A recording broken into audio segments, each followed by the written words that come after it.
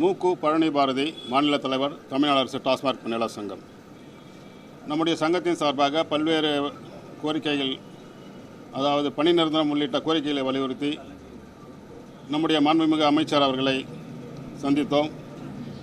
சந்திப்பின் போது பல்வேறு பிரச்சனைகளை பற்றி பேசுகின்ற பொழுது நம் சங்கத்தின் சார்பாக நம்முடைய நீண்ட நாள் கோரிக்கையான பணி நிரந்தரம், காலமுறை ஊதியத்தை பற்றி பேசுகின்ற பொழுது அமைச்சர் அவர்கள் இது சம்பந்தமாக நாங்கள் சீர்திருத்தப்படுத்த வேண்டிய விஷயங்கள் நிறையாக இருக்கிறது, அதை பற்றி நாங்கள் சீர்திருத்தப்படுத்த வேண்டும்.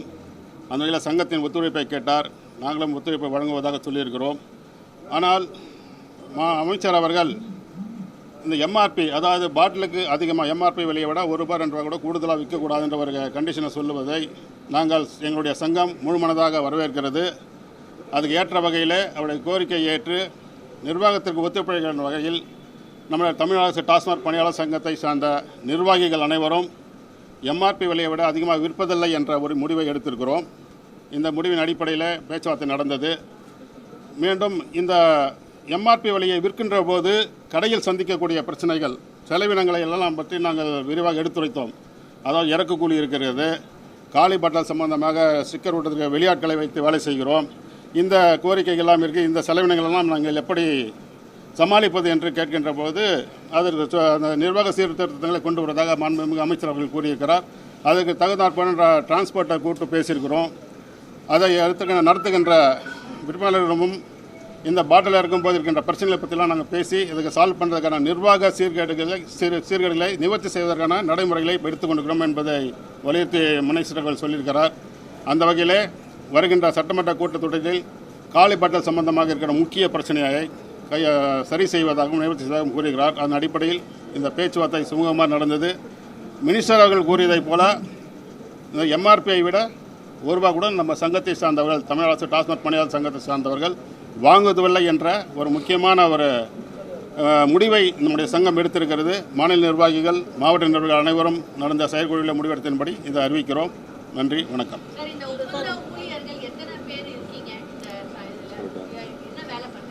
24,000 பணியாளர்கள் மற்றும் 4,200 சில்லறை மதுபான கடைகள் இயங்கி வருகிறது. இதில் பிரதானமாக தமிழகத்தில் இப்போது நடைபெற்று வருகின்ற புதிய ஆட்சியில் சீர்திருத்த நடவடிக்கைகள் டாஸ்மாகில் நடைபெற்று கொண்டிருக்கிறது. அதை டாஸ்மாக் பணியாளர்கள் ஆகிய நாங்கள் முழு மனதோடு வரவேற்கிறோம், ஆதரிக்கிறோம். அதற்கு முக்கியமாக பிரச்சனையாக இருந்து கொண்டிருப்பது என்னன்னு பார்த்தீங்கன்னா, குறைந்தபட்ச சம்பளம் 12,000, 13,000, 14,000 என்ற ஊதிய உயர்த்தல் தான் கடந்த 24 ஆண்டுகளாக தொடர்ந்து பயணித்துக் கொண்டிருக்கிறோம்.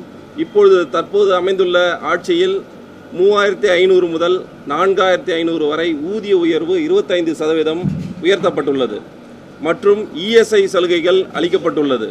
உடையும் பாட்டில்கள், காலி பாட்டில் சேகரிப்பு, தனிமுகமை என்ற ஒற்றை கோரிக்கையை நீண்ட காலமாக வலியுறுத்தி வந்துள்ளோம். அதன் மீது மாண்புமிகு அமைச்சர் அவர்கள் உரிய தீர்வுகளை வருகின்ற சட்டசபை மானிய கோரிக்கையில் நிறைவேற்றுவதாக தெரிவித்துள்ளார்.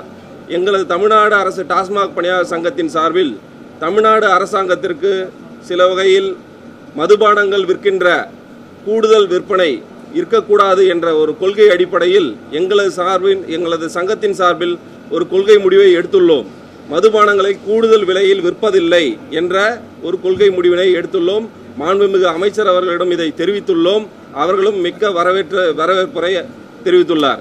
இதே போல நாங்கள் எங்களுடைய சில கோரிக்கைகளை வலியுறுத்தியுள்ளோம். பிரதானமாக பணி நிரந்தரம் என்ற ஒற்றை கோரிக்கையை வலியுறுத்தியுள்ளோம். கடையில் நிர்வாக செலவினங்கள், உடைகின்ற பாட்டில்கள், சரக்கு இறக்கு கூலி, கடை வாடகை உள்ளிட்ட பலவிதமான பிரச்சனைகள் நாள்தோறும் நாங்கள் சந்தித்து கொண்டிருக்கின்றோம்.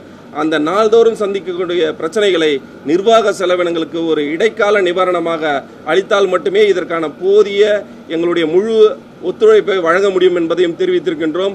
மாண்புமிகு அமைச்சர் கனிவுடன் பரிசீலித்து அதற்கான உரிய தீர்வுகளை எட்டுவதாக தெரிவித்துள்ளார்.